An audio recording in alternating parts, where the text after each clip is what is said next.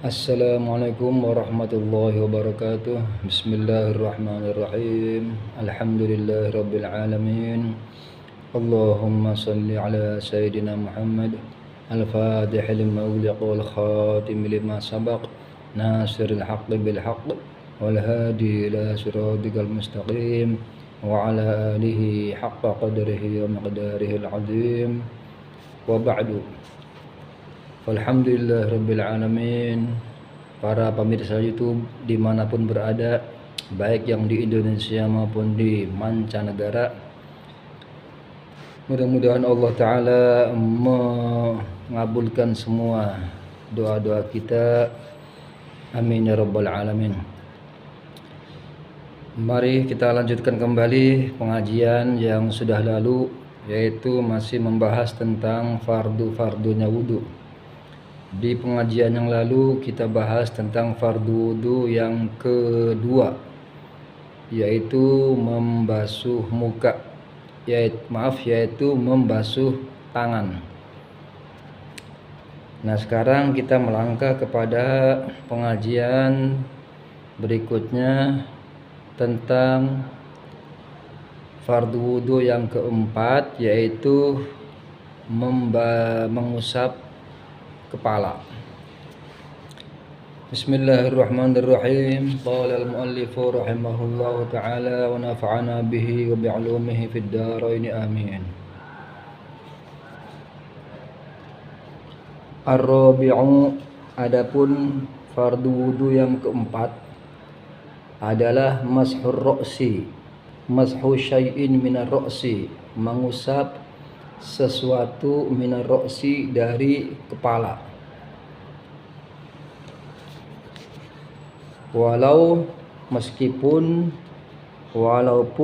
ba'da sya'ratin, hanya sebagian rambut saja yang diusap.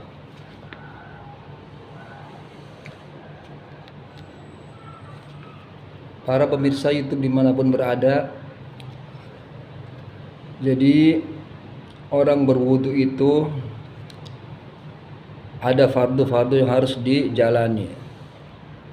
Di antaranya adalah fardu yang keempat, yaitu mengusap kepala. Mengusap kepala ini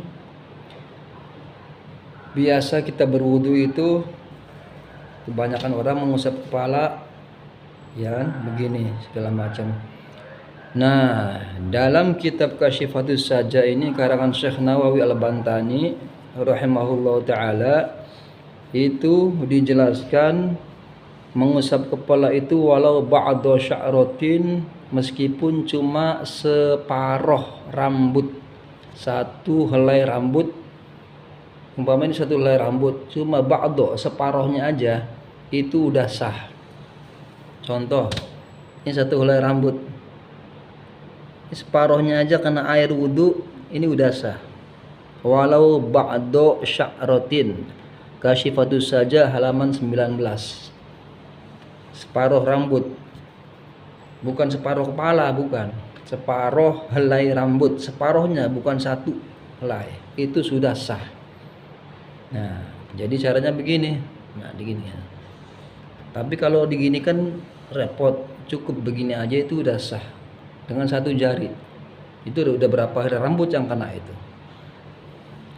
itu sudah cukup sah. Walau ba'da sya'ratin, meskipun yang diusap di kepala itu cuma separuh helai rambut, apalagi seubun-ubun atau separuh kepala, itu lebih sah lagi. Itu sih nggak usah dipertanyakan lagi keabsahannya, udah mantap itu. Nah, ini sekurang-kurangnya walau ba'da sya'ratin, meskipun yang diusap itu separuh helai rambut, itu sudah sah, cukup. Itu sekurang-kurangnya, seminimal-minimalnya. Tapi kayaknya nggak ada ya orang wudu cuma begini doang. Itu kayaknya belum pernah ada sejarahnya. Seumur-umur saya sendiri belum pernah melihat orang wudu mengusap kepala ketika wudu begitu. Nah, ini hanya menggambarkan sekurang-kurangnya separuh helai rambut, itu udah cukup. walau ba'du sya'ratin. Lalu aw qadriha, atau sekadar dari separuh rambut, minal basyarati, dari kulit kepala. Jadi umpama orang kepalanya gundul atau botak, maka tetap dia wajib mengusap kepalanya. Nah, rambut gundul botaknya itu begini itu. Nah, cukup. Intinya masih di bagian kepala. Terus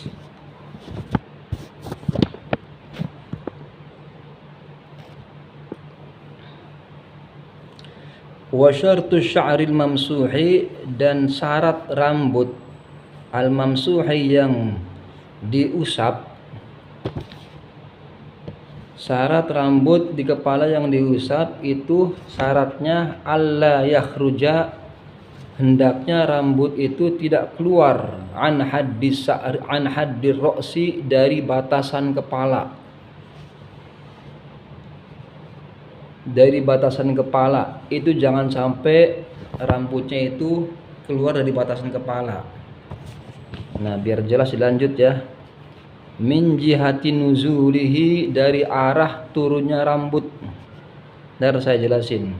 Min ayyi janibin kana, dari sisi manapun rambut itu tumbuh di area kepala. Nah, maksudnya begini. Jadi kita berwudu ini biasanya kan orang berwudu itu kepala bagian depan yang diusap. Nah, sebetulnya tidak mesti bagian depan aja. Yang namanya kepala kan segini nih. Nah, maka boleh bagian kepala mana aja yang boleh kita usap, mana aja.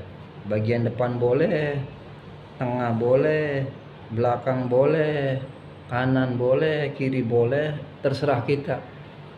Ya, terserah. Umpama ada boroknya di sini, koreng di sini. Ya, yaudah sini aja dah, nggak apa-apa. Kira-kira yang enaknya gimana? Yang jelas masih area kepala. Itu maksudnya. Terus rambutnya ini tidak boleh rambut yang dikuncir. Umpama ada kan orang dikuncir sampai ke belakang itu rambutnya, itu rambut yang dikuncir itu nggak boleh, nggak bisa rambut kuncir itu mewakili kepala itu. Jadi umpama kita berwudu mengusap rambut yang dikuncir di belakang digini-giniin, nah itu nggak jadi wudu begitu, nggak sah. Yang sah itu rambut yang di atas kepala ini ya, maksudnya yang masih ruang lingkup kepala ini. Nah, sebelah mana aja boleh kita usap, ini baru sah wudunya. Tapi kalau rambut yang dikuncir dikepang ke belakang terus kita giniin, usap kepala aja dengan cara begitu, itu tidak sah wudu begitu, harus diulang. Yang diusap harus yang di kepala, area kepala ini, bukan rambut yang dikuncir ke belakang kepang-kepang itu, atau cambangnya kita iniin, nggak bisa, karena udah keluar min haddir ra'si, sudah keluar dari batasan kepala. Ya, kan banyak tuh orang yang rambutnya panjang dikuncir. Nah, kuncirannya itu tidak termasuk rambut kepala. Walaupun rambutnya itu akarnya di kepala memang, tapi karena dia sudah keluar dari area kepala, maka dia tidak bisa untuk mewakili rambut yang ada di kepala ini. Insya Allah bisa dipahami ya. Kalau belum paham silakan bertanya di kolom komentar. Insya Allah kami jawab semampu kami sesuai dengan yang kami tahu. Lalu lanjut, walau seandainya ghusala, membasuh, orang tersebut membasuh, orang wudu itu membasuh ra'sahu, kepalanya, badalal mashi, sebagai ganti mengusap. Nah, ini nih bahasa membasuh dan mengusap ini nih. Kalau wudu wajah itu namanya membasuh wajah, bahasa Al-Quran. Fagsilu wujuhakum, maka basuhlah wajah kalian ketika berwudu, wa aydiyakum, dan tangan kalian. Jadi kalau wajah dan tangan bahasanya membasuh, itu bahasa Al-Qur'anul Karim. Tapi ketika berbicara tentang kepala, bahasanya bukan membasuh, tapi wamsahu, dan usaplah biruusikum, kepala-kepala kalian ketika berwudu. Jadi diusap cukup. Nah, diusap aja. Ini namanya usap kan. Kalau membasuh kan begini nih, dicuci kayak pakai sampo. Itu nggak mesti begitu. Kalau kata Al-Qur'an wamsahu, usap, cukup diusap begini kan. Namanya ngusap. Nah, kayak ngusap anak kecil kepalanya kan, cukup. Tapi gimana seandainya, walau seandainya ada orang gosala roksahu, membasuh kepalanya ketika berwudu, itu dia bukan ngusap tapi ngebasuh. Sah enggak wudunya? Badalal mashi, sebagai gantinya mengusap. Nah, atau orang itu alqu alaihi qutrotan, atau orang tadi bukan mengusap juga bukan membasuh, tapi meneteskan air di kepalanya. Jadi air keran, air wudhu dia tetesin kepalanya, tes gitu kan. Cuma ditetesin doang di kepalanya. Sah enggak wudhu begitu? Jawabannya ada di depan. Walam tasil, sedangkan tetesan tadi di kepala itu enggak ngalir. Saking sedikitnya tetesan itu, tes cuma dikit doang, saking dikitnya itu tetesan nggak ngalir ke kepala, diem di rambut. Atau wadu'a yadahu, orang itu yang berwudu itu meletakkan tangannya, allati alaihal ma'u, yang di tangan itu ada air. Jadi di airnya ada di tangannya ada air, ya kan? Ada air. Ala roksihi, terus dia letakkan tangan yang ada airnya itu di kepalanya, ditempelin. Walam yumirroha, tapi tangannya tidak mengusap kepalanya, nggak diginiin nih, nggak diusap, nggak. Dia diem aja. Ada air di tangannya tapi diginiin aja, diem aja.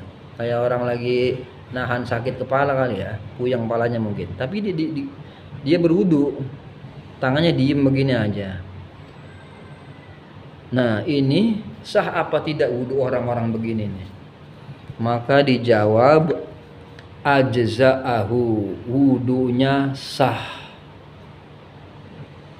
Nah, tadi ada berapa kasus? Ada berapa orang tuh? Ada 3. Pertama, orang walau ghusala ra'sahu badalal mashi. Pertama, ada orang berwudu, kepalanya bukan diusap tapi dibasuh kayak orang sampoan gini.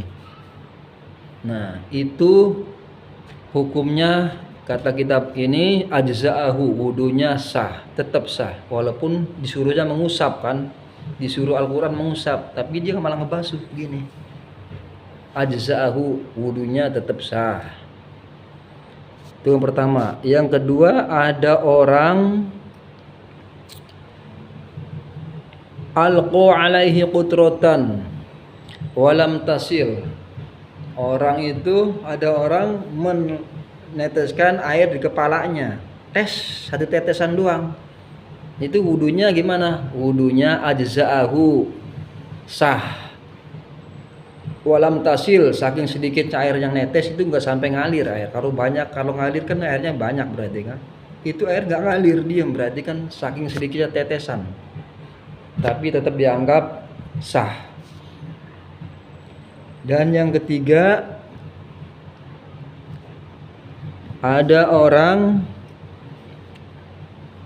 wadu'a yadahu, meletakkan tangannya, allati 'alaihal ma'u, yang di tangan itu ada air, ala ra'sihi, diletakkan kepala, di atas kepalanya, walam yumirruha, tapi dia tidak mengusap kepalanya, ini diem aja kayak orang dikompres. Nah, ini juga sah wudunya, ajza'ahu. Jadi 3 macam orang cara berwudu tadi, ketika mengusap kepala itu semuanya sah. 3-tiganya sah semua.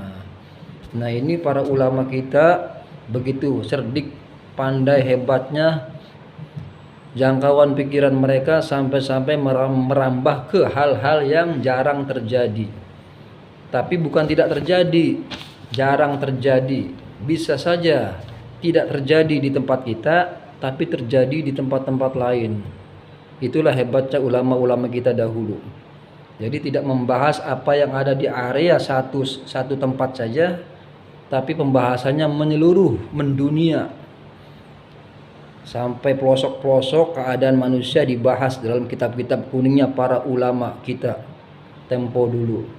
Itulah karomahnya para ulama kita tempo dulu, yang jelas-jelas ilmunya nyambung sampai kepada Nabi besar Muhammad Rasulullah Sallallahu Alaihi Wasallam. Sampai sini saja dulu pembahasan kita tentang fardu wudu yang ke berapa nih? Yang keempat tadi ya, mashu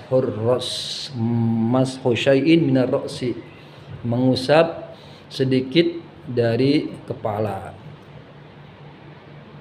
Nah, kalau ada yang belum paham silakan bertanya di kolom komentar, dan silakan subscribe, silakan bagikan video ini ke banyak orang, mudah-mudahan bermanfaat bagi umat Islam, dan silakan juga like.